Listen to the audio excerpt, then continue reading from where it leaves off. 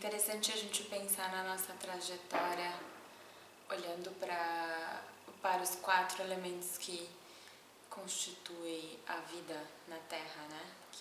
Que formaram tudo, que formaram essa complexidade imensa sobre a qual a gente vive hoje. E o elemento fogo é o elemento mais visceral, que ilustra os padrões de decisão que a gente toma ao longo da vida.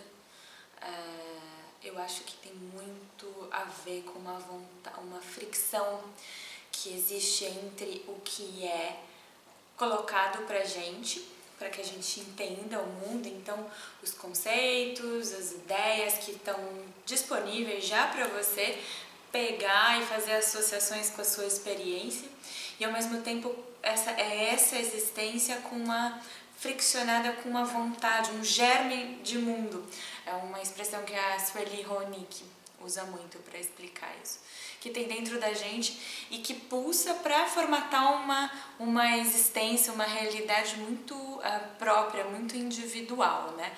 Hoje nossa sociedade ela impõe realidades já prontas para você escolher, a mídia de massa, os ícones do pop, os ícones do Instagram.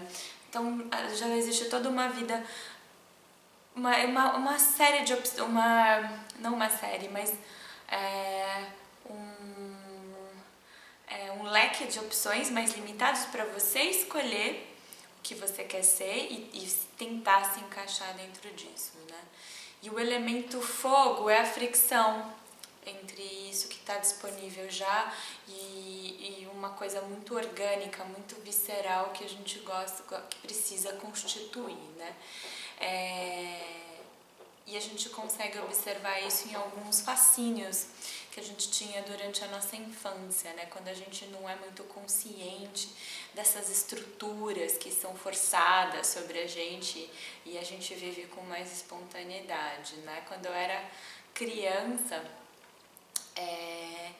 eu era muito sonhadora. Eu fui filha única por 8 anos, então eu passava muito tempo sozinha, na companhia de gibis, de livros, de programas de TV, de música.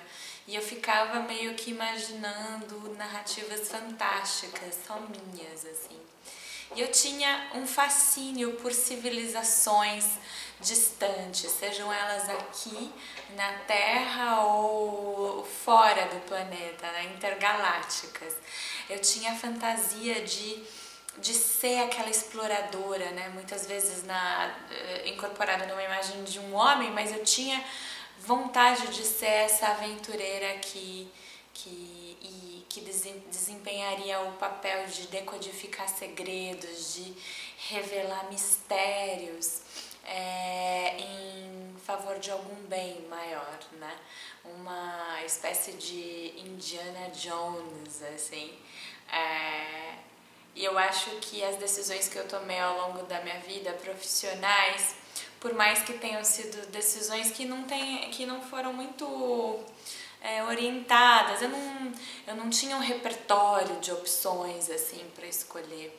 Eu tinha que fazer uma faculdade que me garantisse um bom emprego numa empresa e um futuro e consequentemente um futuro melhor do que os meus pais tiveram, né? Então, na época eu já tinha, com 17 anos, morando numa cidade pequena. Entre as opções que eu tinha, eu já sabia que eu queria me comunicar mesmo com realidades distantes, né? Esse sonho de criança se manteve, se propagou durante a minha adolescência e eu estudei relações internacionais, né?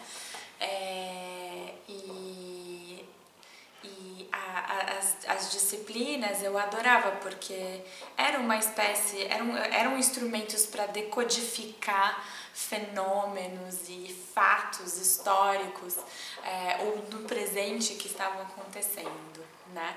E quando eu comecei a trabalhar, eu trabalhei muito tempo para um órgão do governo e para uma empresa de Singapura, então eu estava ali de novo realizando essa vontade de me comunicar com povos muito distantes, né? E a distinção, a diferença da cultura me fascinava, assim, eu queria mais, eu queria saber mais daquilo, eu queria conseguir me comunicar com aquelas pessoas, eu queria achar pontos de conexão e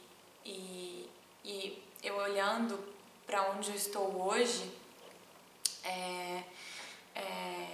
isso ainda pulsa. Hoje eu estou morando na Holanda, fazendo um mestrado sobre curadoria e escrita. Então são instrumentos que vão continuar me ajudando a decodificar esses símbolos e esses mistérios, né? Principalmente através de uma pesquisa